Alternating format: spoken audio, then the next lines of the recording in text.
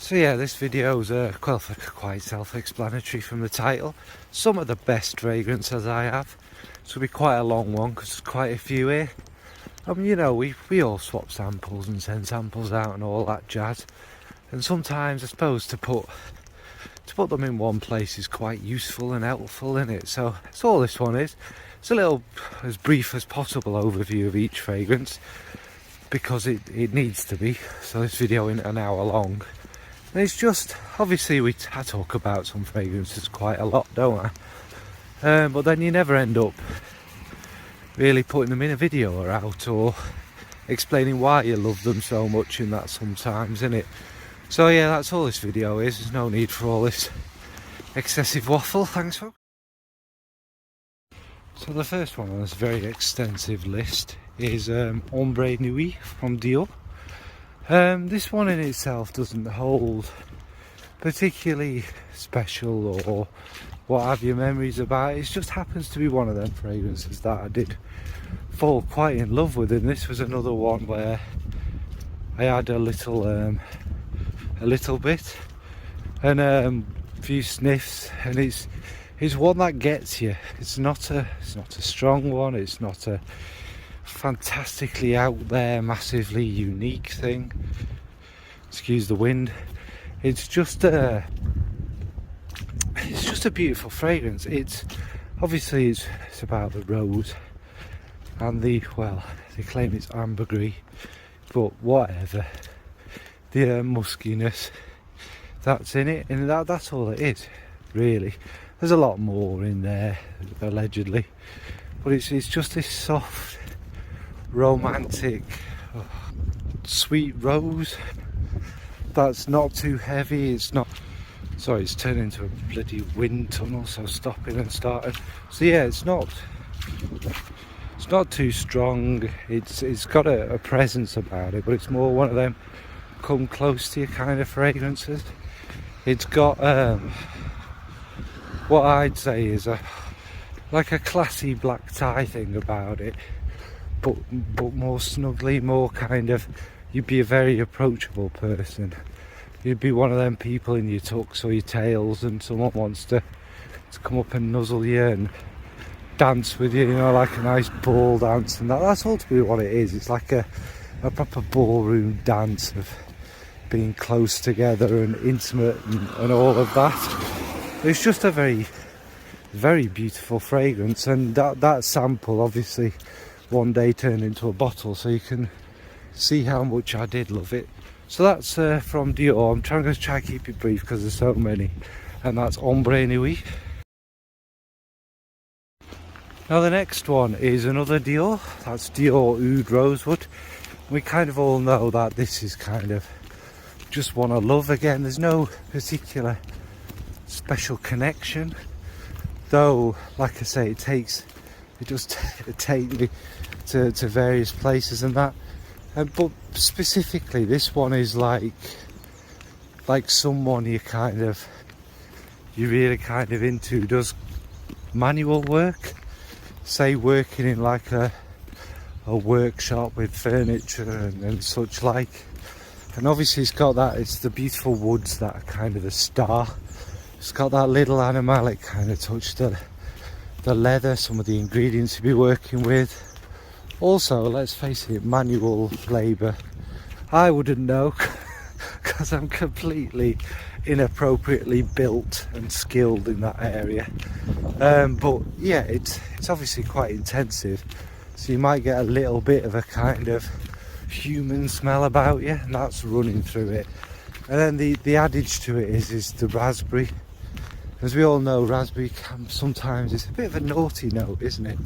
It's that kind of sharp sweetness that kind of tickles you a bit. It's kind of, oh, it's raspberry. Because it's not too sweet and it's not too much, it really gives you that kind of thing. And that's kind of where this one takes me, and it's just a really good fragrance, and it's one of them that, we know my tastes are very odd. I go from the very delicate kind of ethereal, kind of wispy, musky kind of things to loving things like this, and some of them weirdly suit me, I think again this one does, maybe because rosewood is not an overly gruff woody wood, is it? And obviously the raspberry helps quite a lot. So yeah, that's Dior Oud Rosewood.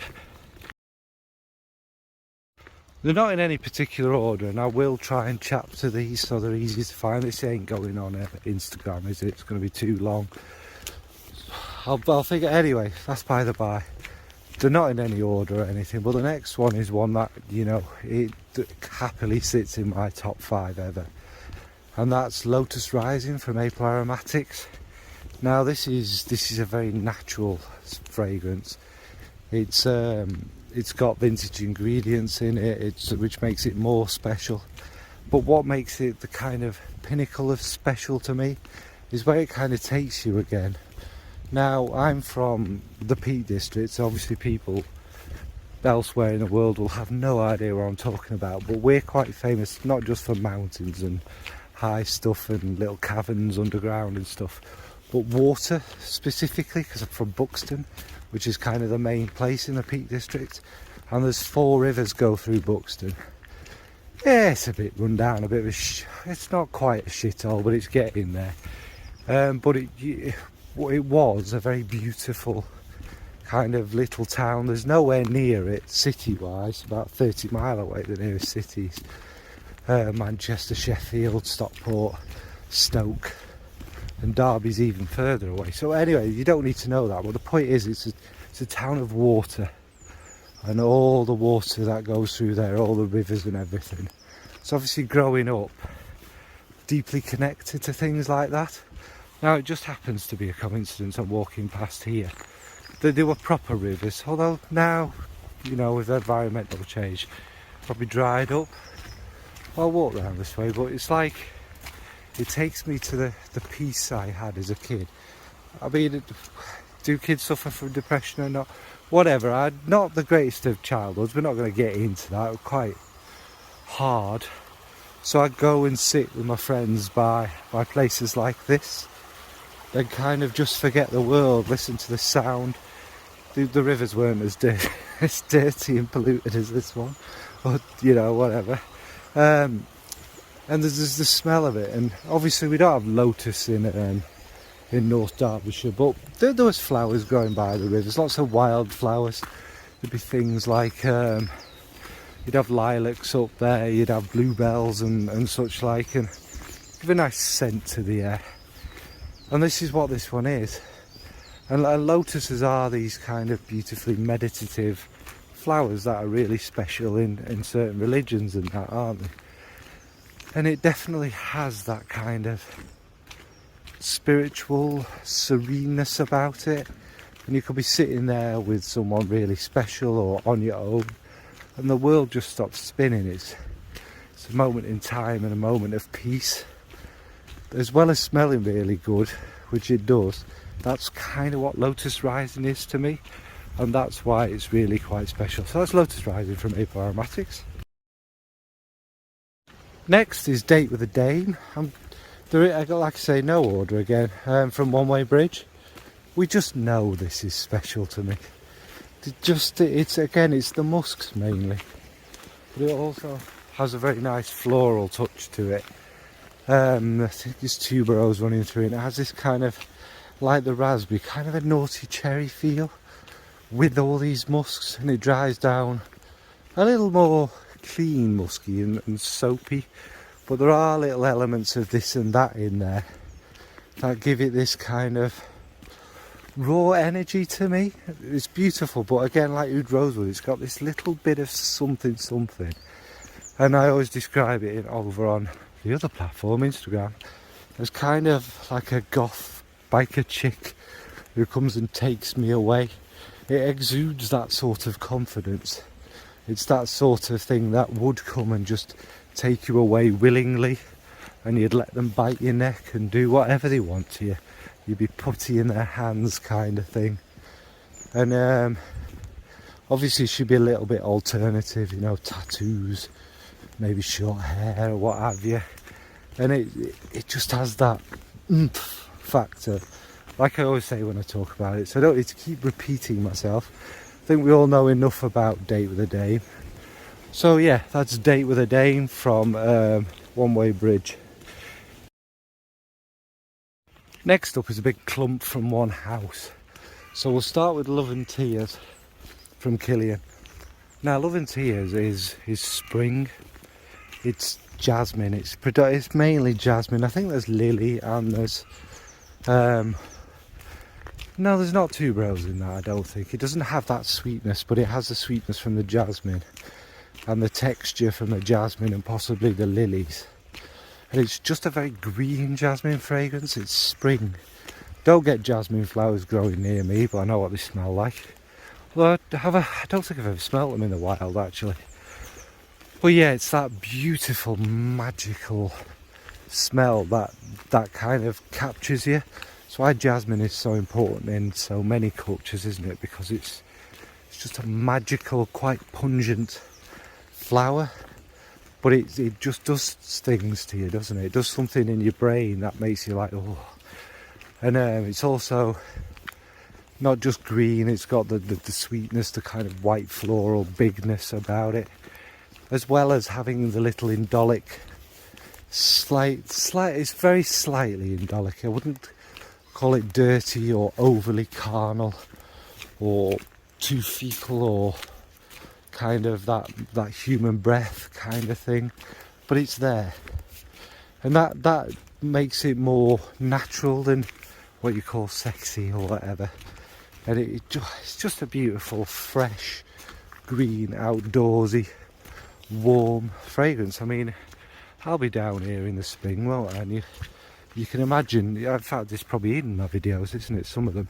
This is all just green with little daisies and stuff growing, and if we're lucky, bluebells again, and that. There's more water, but yeah, that's Love and Tears. It's just spring in a bottle. Next is Love Don't Be Shy from Kilian. We all know this one. Again, this doesn't need to be a long one, but this is probably their biggest, most famous one, which is why what appears to be happening is they appear to be not just flankering it a lot, but kind of sort of copying it, maybe. So I've heard in their own fragrances. Okay, it's really good fragrance, but that's because that one is you don't need to go over the top. But the next one, yeah, alright, I bought the flanker. But anyway, Love Don't Be Shy, it's that orange blossom, super sweet, but it just never goes quite too far. And like underneath that is again another muskiness. There's kind of little bit of sharpness in there, but not anything major, just to stop it going too sweet. But that's what it is. It's orange blossom, marshmallow, and a bit of vanilla. It's not anything wildly complex, but it's just a very well made, beautiful scent, and that's why it's popular. But it's one of them that will draw anyone in, and of course anyone could suit it. I mean, I wear sweet fragrances, don't I? So what? Sweet florals even. So what again? And it's one that I can't see many people overly disliking. And yeah, and if I was to send this to someone, or like we do with our sample swapping, I'd probably send them some of the old formulation, which apparently has never been reformulated, so they could really experience what the hype and the love of this one was all about. The new one, don't get me wrong, which is not the same, but apparently isn't reformulated, just lacks a bit of it's the depth that's gone. It still smells the same, but it's not quite as rich, it's not as silky, it doesn't have as much, like if you imagine a marshmallow, it's like a Haribo marshmallow, that's kind of like a bit flat and a bit mass produced crap, rather than a kind of proper marshmallow that you could buy, which is silky and springy and lovely. And that's how I'd describe them, as being different. But anyway, that's Love Don't Be Shy from Kilian. Next, so this video doesn't ramble on, is Love Don't Be Shy Extreme. Not going to repeat exactly all I just said there, although this is more like the newer formulation, with a little bit extra, and a little bit extra is the rose. And the rose for this one in me, I think I've always said, is sneaky. It just kind of pops up when you don't expect it. And the rose is quite beautiful. And weirdly, even though it's quite a pink, like almost moving into kind of dark red, like a dark pink reddish rose, it's not overly sweet, but it gives it some oomph, gives it a little bit of beauty and a little bit of powdery texture in there. But it makes the fragrance fresher. Maybe because the rose itself, even if it is sweet, it's kind of a fresher flower than orange blossom can kind of be sometimes. And it's still got all them elements of the other ones in. Except this one, you can smell the neroli a bit more in the opening, giving it a greenness. And it's got pomegranate in. Who knows? And nobody can say, oh yeah, I smell the pomegranate in this. You can't. But this, again, that sharp kind of sparkly redness is there, a bit of freshness. So that may be what it is, it may be not what it is. But yeah, it's very similar to the other ones. I won't waffle on. It's my most expensive blind buy. Thank goodness I liked it. Do you need both? It's always a tricky one, isn't it? I've got both, obviously, so. But I'm a fan. If you like Love Don't Be Shy, but you want a fresher version, a fresher feel of it, go for the Extreme. It was limited, but we know limited doesn't mean what it used to mean back in the old days, so who knows if it's still about. But it's a fresher version of it. Ironically, I have smelt the Eau Fraiche, and I find the Eau Fraiche to actually be even denser and sweeter than the original. Go figure. Anyway, that is Love Don't Be Shy Extreme from Kilian. Next we'll whack another two in that are from the same house, and that's Amouage Portrayal we'll start with. Just again, I've just spoken about this quite recently in quite a bit of depth. Big, huge jasmine and tuberose, cigarette smoke in there as well over. And there's some beautiful resins. It's big, it's kind of the 1920s style. It's beautiful. It's very alluring. It might be too big for some. If you're not a fan of jasmine, or for obvious reasons, this may not be the one for you. But again, it's that classy, confident lass. Be it in the 1920s or whatever, with the hair curled and one of them things on the head, and fascinator things that point up, you know, and a bit of a rah-rah girl or whatever, smoking their cigs with that absolute confidence of femininity and being human. You know, there's not much difference, is there, between the two. And kind of, it's just for somebody who's very comfortable in their own skin, but is also very classy and a bit boss, if you like. You've got to have that, knowing that you have a presence and other people feeling that, to kind of pull this one off, I think. Again, I've spoke so much about it, not going to waffle on. That's Portrayal from Amouage. Next is another from Amouage. That's Opus III. You'll be surprised there's not many violet fragrances in this list. Just didn't want to make them all too samey.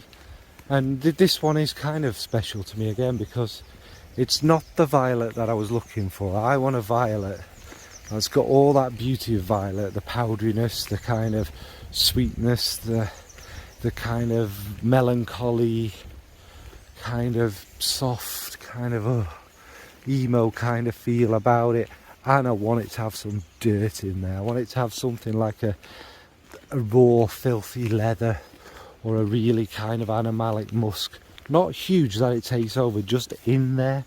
Because I find violet very alluring, very sexy. There's a whole video on violet, in fact. Go check it out. No, don't do that. Don't watch my old stuff. But violet is, it's a very attractive smell to me. And I love it on myself. I think it quite suits me. Even though I'm really fair-haired, very pale-skinned and stuff. And it's a dark note. I think somehow, maybe I make it smell more melancholic and more gothy and more grim than beautiful and alluring, etc. But that's what this is. It's violet. There's iris in there, obviously. Don't think there's rose in the top of my head. And it's woods and it's musks. And unlike Amouages, which we're used to, have quite a massive presence, and they flip, change here and everywhere. What you spray on is not what you end up with in the end. And you know, they are masterpieces, let's face it, most Amouages. This one is, for me personally, because it's violet, just done beautifully. Absolutely beautifully. And there's mimosa, I think, in there, giving it a fresh sparkle and that.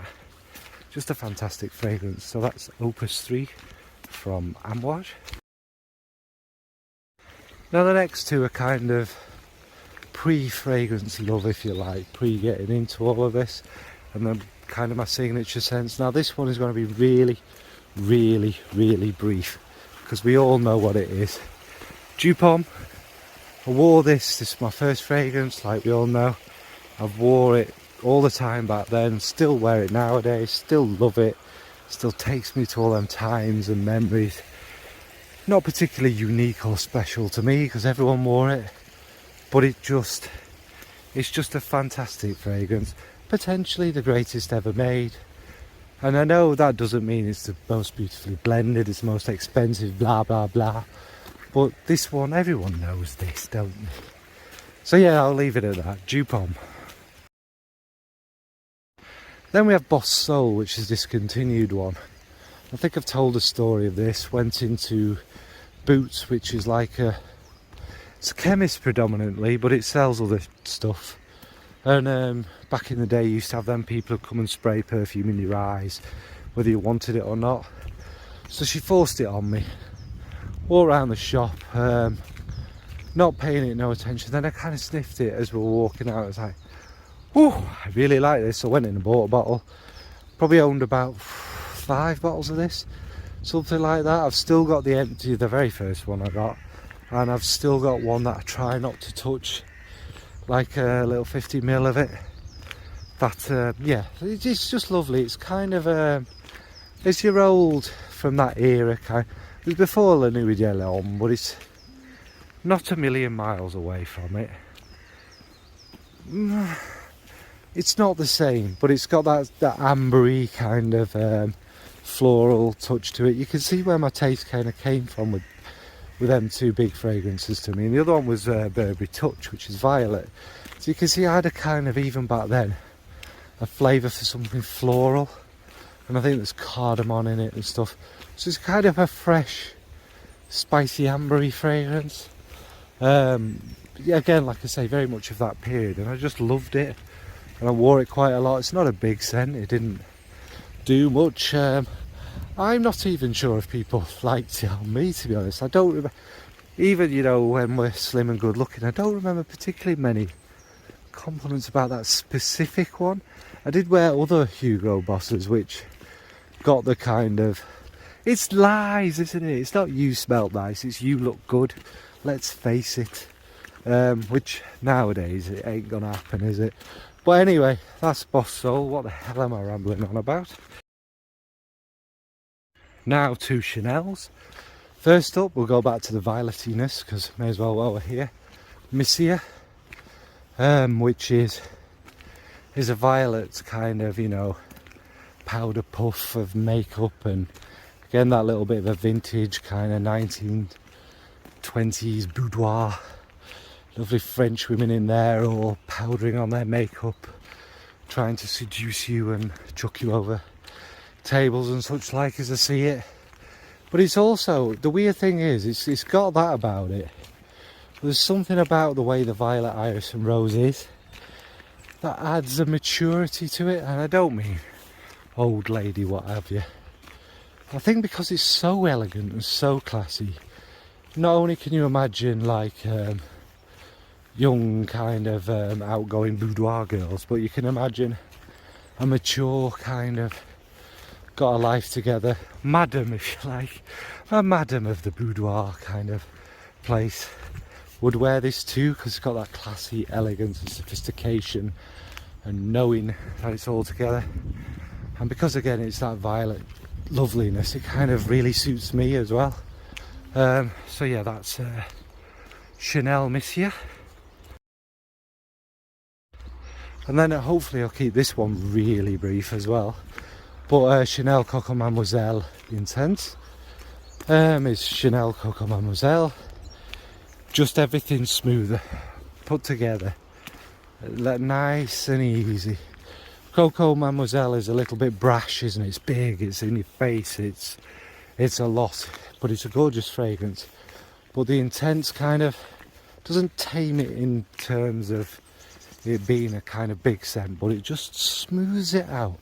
It's a classy, elegant, I keep using them words, but it is. It's kind of more of a classy Coco Mademoiselle.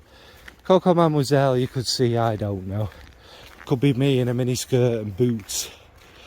Still looking classy, but kind of, you know, everyone's looking at me as I walk in the room.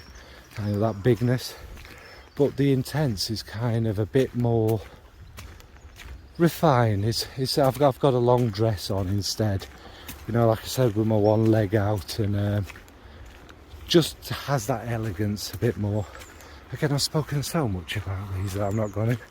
I'm just about to walk past a police car, so I don't want to be randomly talking about fragrances, do I? Next up is, again, one we know is a favourite and why it is. That's Lucrethia from Canto. It is what it is. I mean, I've spoken about this one recently.